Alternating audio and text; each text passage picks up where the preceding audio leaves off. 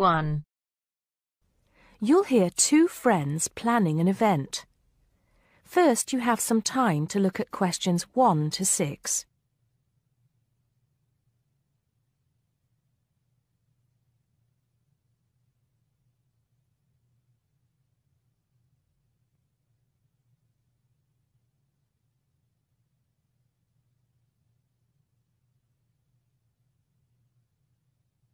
Now we shall begin.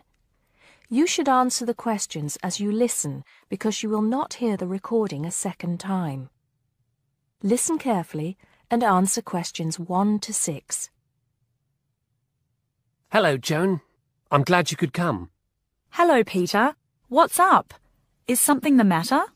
No, everything's fine. It sounded urgent on the phone. Did it? It's just that I've had this idea and I wanted to see how soon we could get it off the ground. Well, don't keep me in suspense. You know they're planning to close down the local clinic. It was in the newspaper yesterday, but most people have actually known for some time. Well, I thought we should do something about it. What did you have in mind? I thought we could organise a charity event and donate the money to the clinic. I know it doesn't sound like much, but it will show the local council how we feel and that we mean business. That'll take quite a lot of organising. Why don't we just hold a protest outside the town hall? A protest would take just as much organisation as an event like this. Besides, I think fewer people would turn up. A village fair or something like that would attract more people and get money for the clinic. People are more generous when they're enjoying themselves. OK then, it sounds good to me. How do we start?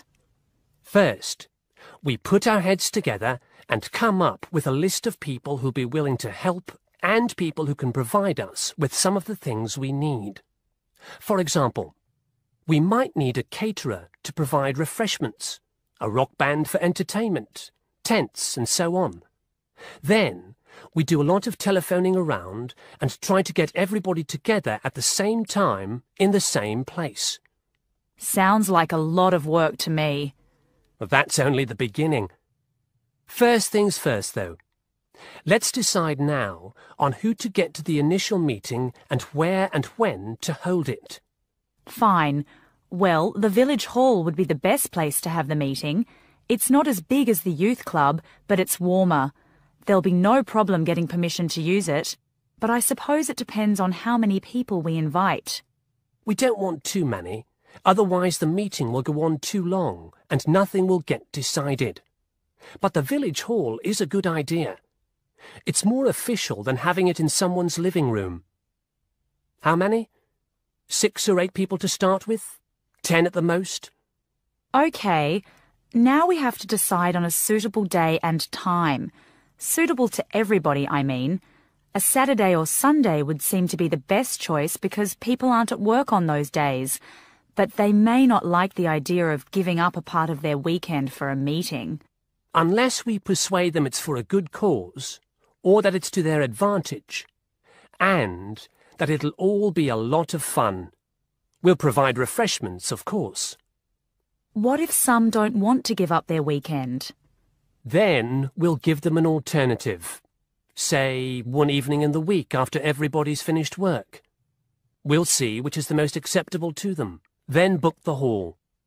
I can do the refreshments for the meeting. I'll get Darren and Maggie to help me. I'm sure they'll be more than willing. Before you hear the rest of the conversation, you have some time to look at questions 7 to 10.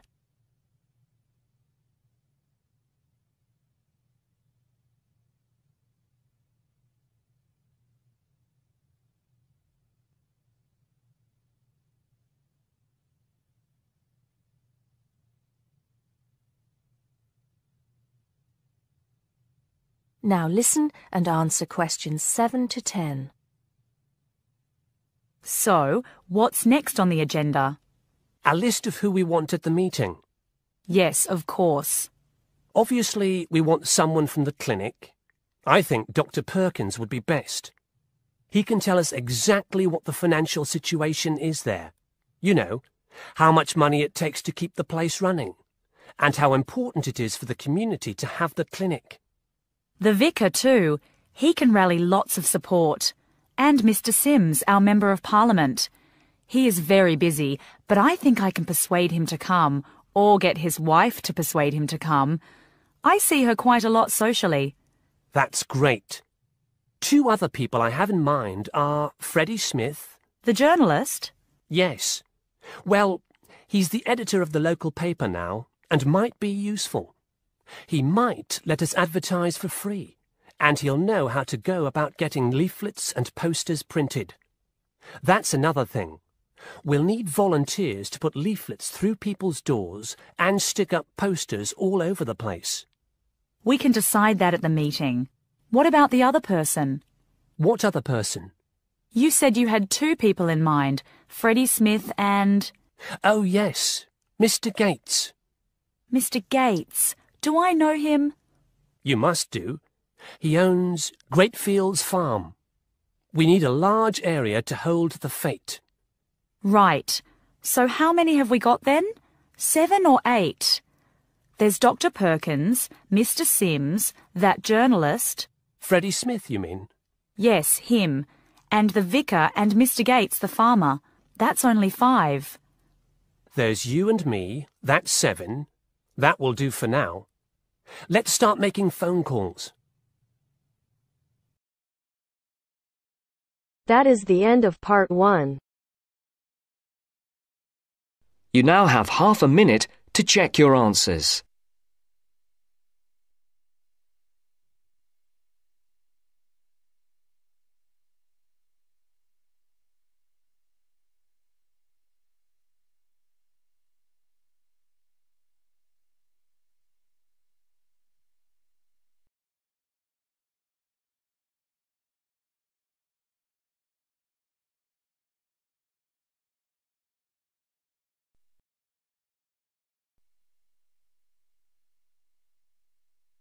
Now turns to part 2. Part 2. First, you have some time to look at questions 11 to 15.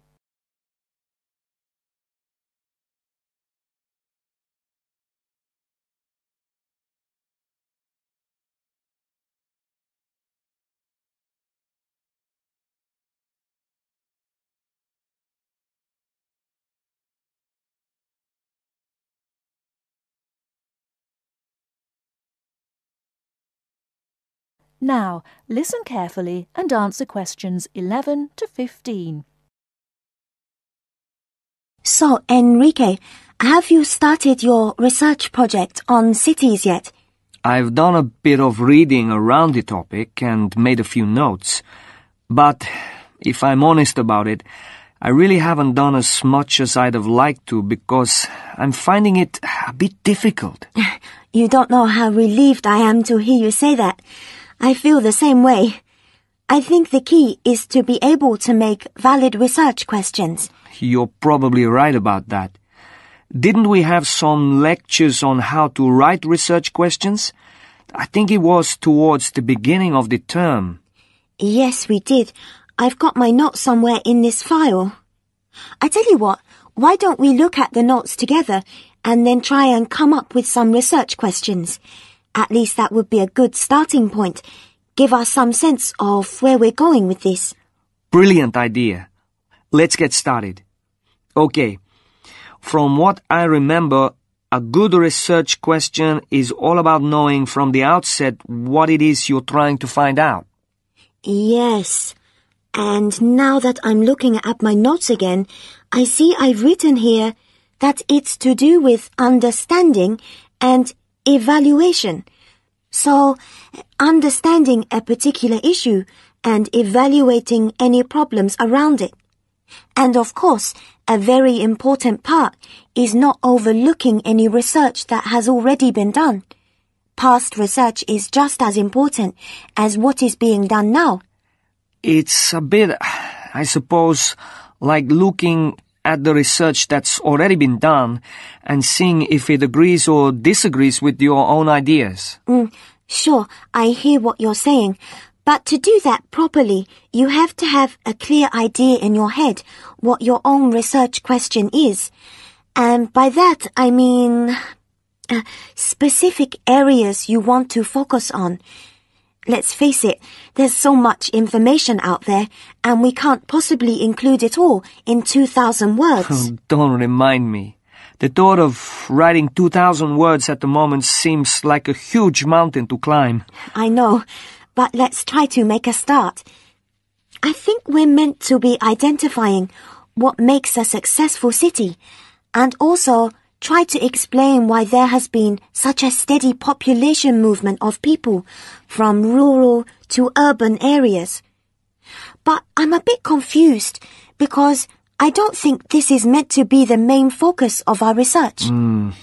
Perhaps that's why the lecturer said we need to write questions, and that must be our starting point. Okay, well, what we're investigating is more than simply what elements make a city successful, but we're also trying to offer possible explanations. So, we have 2 questions. Why do people want to move to cities? And why do people choose to live in them?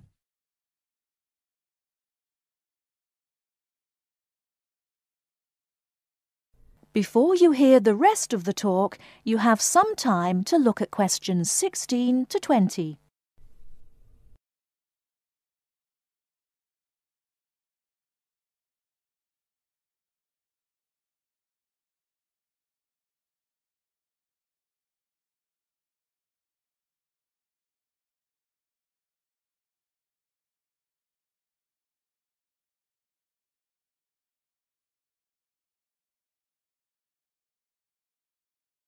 Now listen and answer questions 16 to 20.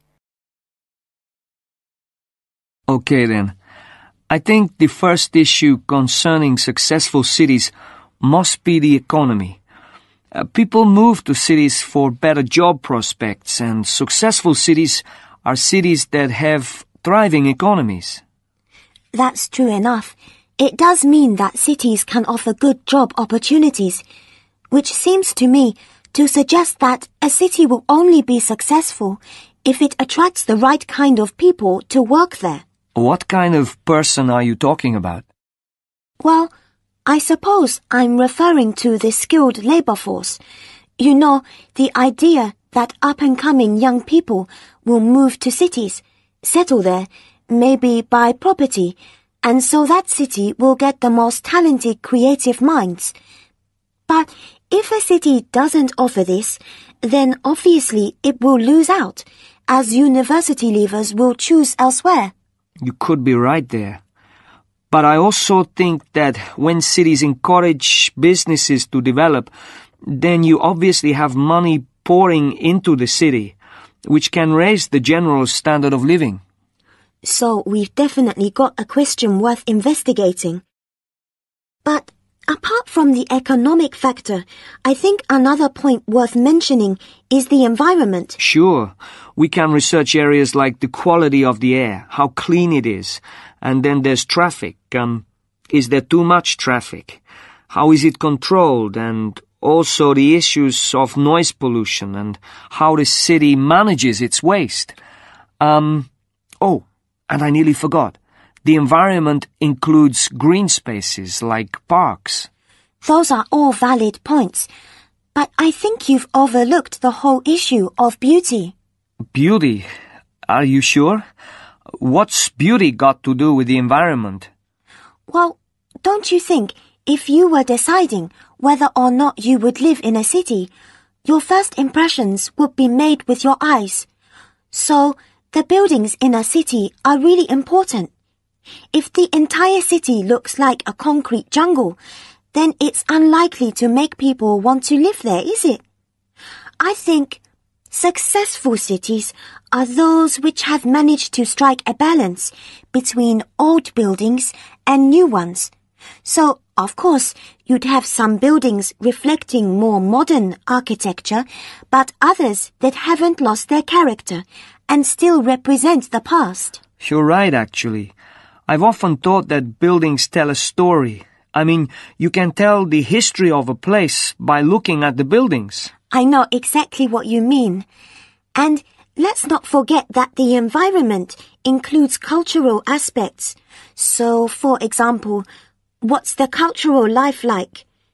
For me, a successful city will be attractive because it will have lots to offer, like a good nightlife and a wide variety of places to visit in the day, like museums and galleries, places like that. True, true. My own view is that some cities have an energy about them. They're exciting to be in. And other cities are the opposite. Well, we've covered so much ground here. But I think there's one final aspect we should research. What's that then? The social aspect. Because, let's face it, cities are made up of people. They are. And surely a successful city would be one where there is a sense of community, a place where people would feel safe and want to raise families in. This topic is limitless. That is the end of part 2. You now have half a minute to check your answers.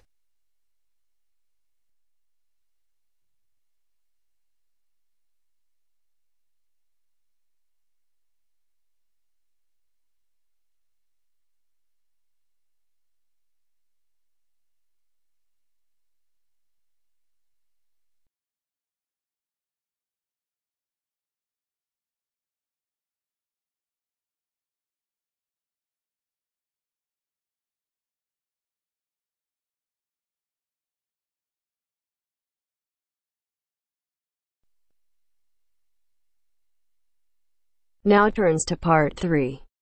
Part 3. You'll hear a lecturer talking to students about America in the 1960s. You have some time to look at questions 21 to 26.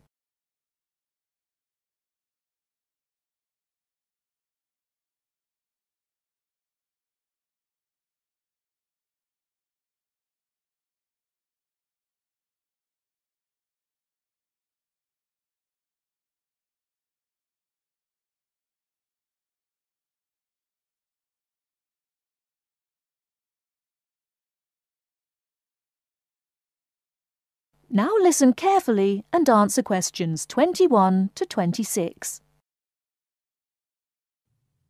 We begin our examination of America in the 1960s with the usual caution. There is no sense in trying to understand any decade without looking at what came before. Those of you who still have outstanding coursework on the 1950s would do well to complete it now, if for no other reason than it will help make sense of the next series of lectures. But we must press on, and I'd like to begin my talk about the 60s with a reference to one of those things that came before, the post-war baby boom. With the end of the Second World War in 1945, there began in the USA an era of perceived prosperity and security. In short, people started to feel that the world was a much better and safer place to bring up children. So, at the start of the 60s, all those children born in the baby boom, 70 million in the US alone, were teenagers.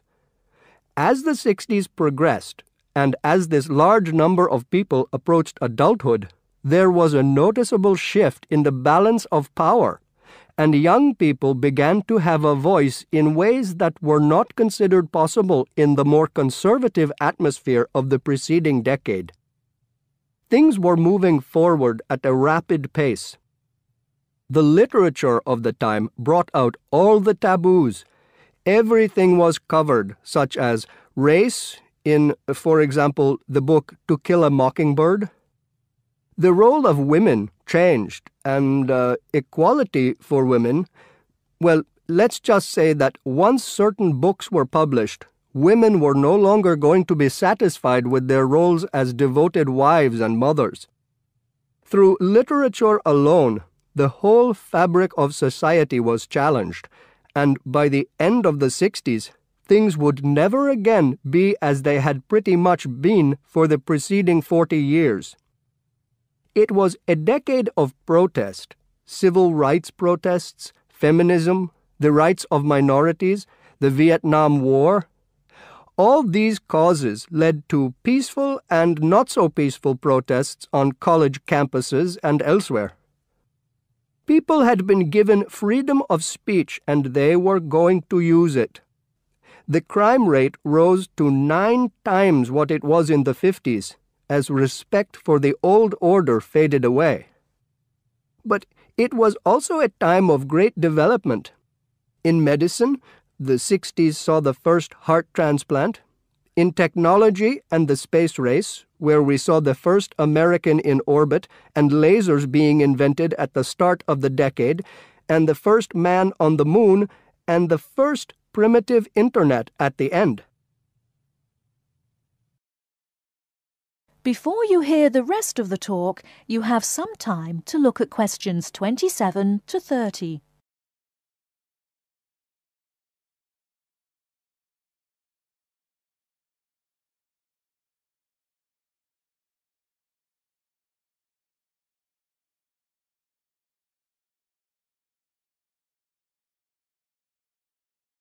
Now listen and answer questions 27 to 30.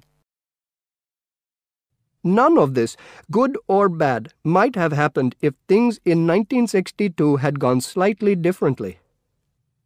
On October 16th, President John F. Kennedy met with his closest advisors at the White House.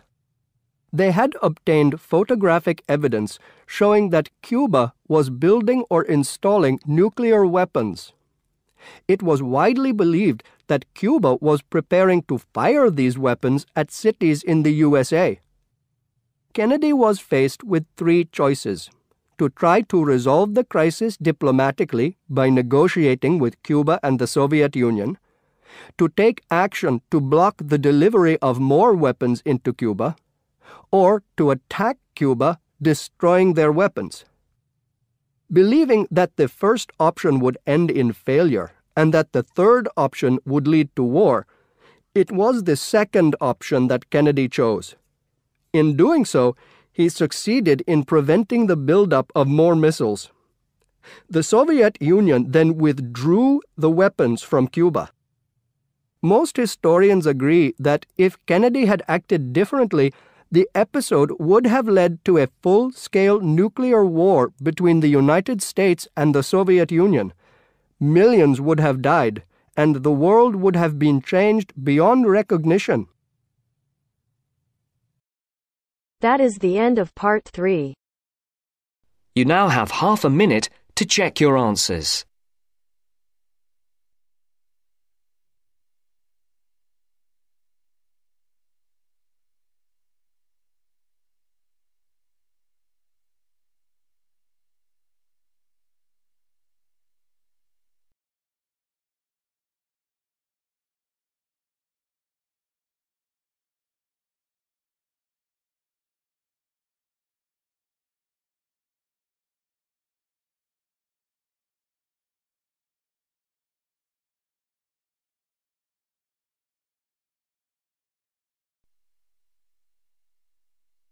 Now turns to part 4.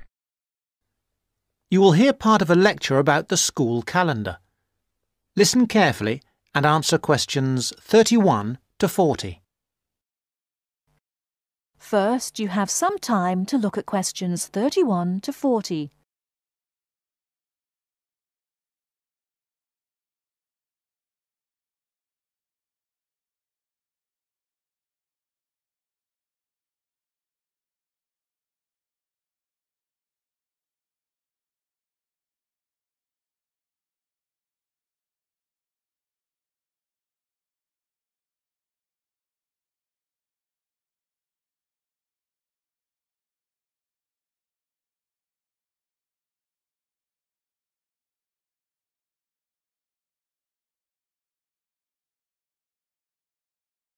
Now listen carefully and answer questions 31 to 40. So, Having seen that the six-term system has passed the test of cost-effectiveness, we can move on to the educational aspects of this arrangement. Firstly, all the terms would be approximately the same length. Instead of terms up to 13 weeks, which we have now, there could be a repeating pattern of 7 weeks of term time plus 2 weeks of vacation. This would be repeated 6 times per year. How does this affect the effectiveness of the educational provision? The most noticeable result would be that the very long summer holiday would be reduced in length. This byproduct of the six-term system could be beneficial. There's plenty of evidence of huge learning loss by pupils during the summer holidays. By learning loss, we mean the amount that pupils forget or lose during a holiday break. Ashley carried out a number of analyses which showed this conclusively. He investigated 39 studies examining the effects of summer holidays on standardized test scores. His analyses indicated that summer learning loss equaled 2 weeks to 7 weeks of instruction. On average, children's test scores were 3 weeks lower than when they left school in the previous term. He also found differences in the learning loss effect according to subject. The subjects he analysed were reading, writing and maths, and he found that the effect was greatest in maths and reading. Furthermore, although all social groups experienced roughly similar learning loss in the field of maths, the studies found that disadvantaged children showed even greater losses in reading skills. So, the problem of learning loss in traditional schools is clear. However, the results of studies into the six-term system and learning loss are ambiguous. Marchmont found that pupils in six-term schools maintained their test scores after the shorter holiday period. This is certainly an improvement on the traditional system where, as we have seen, pupils perform worse after the summer break. Benson, however, found no differences between those in traditional schools and on the six-term schedule. It would seem reasonable that if long holidays result in learning loss, then shorter holidays should result in less learning loss. So we await the outcome of further studies. Historically, of course, everyone knows the reason for our system of 3 terms per year. In days when agriculture was of much greater importance in our working lives, it was essential that the children helped with the harvest. Later on, this changed, and more people moved into the towns. But then there was a new problem. Before air conditioning, it was very impractical to try to teach children in the summer months. Nowadays, that's no longer a barrier. One way of providing something different is the summer school. Here, there is a completely different kind of educational provision. Cooper and others investigated 93 summer schools and the results they achieved. They all had a positive effect on learning. Most summer schools, of course, have small classes, and class size was shown to have a positive effect. Additionally, summer school children usually benefit from a great deal of parental support, not least because payment of fees is involved, and this, as so often, was shown to produce very good outcomes. Results were most impressive, in maths in general. That is the end of part 4. You now have half a minute to check your answers.